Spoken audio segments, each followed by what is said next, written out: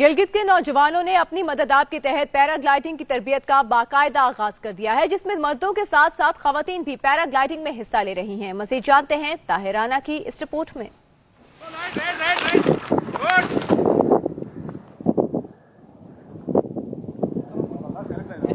Paragliding دنیا کے مشکل کھیلوں میں سے ایک ہے۔ گلگت کے نوجوانوں نے پیراگلائیڈنگ نہ صرف سیکھ لی بلکہ اس کی باقاعدہ کلاسز کا آغاز کر دیا ہے۔ انسٹرکٹر خالد حسین کا کہنا تھا کہ حکومتی عدم تعاون کے باوجود اپنی مددآب کے تحت پیراگلائیڈنگ کی تربیت فراہم کر رہے ہیں۔ حکومتی سرپرستی ہو تو یہاں پہ پیراگلائیڈنگ کے لیے ہمارے پاس بہت سے مواقع ہیں۔ یہاں پہ جو ورلڈ ریکارڈ ہے پیراگلائیڈنگ کے وہ گلگت بلتستان میں ہے، تو اگر حکومت ہماری سرپرستی کرے تو انشاءاللہ یہ ان کے جو ریکارڈ ہیں وہ ہم توڑ سکتے ہیں اور ہم بھی بنا سکتے ہیں۔ پیراگلائیڈنگ کے کھیل کی طرف نوجوانوں کا رجحان تو ہے، اس کے ساتھ ساتھ خواتین بھی اس کی عملی تربیت حاصل کر رہی ہیں۔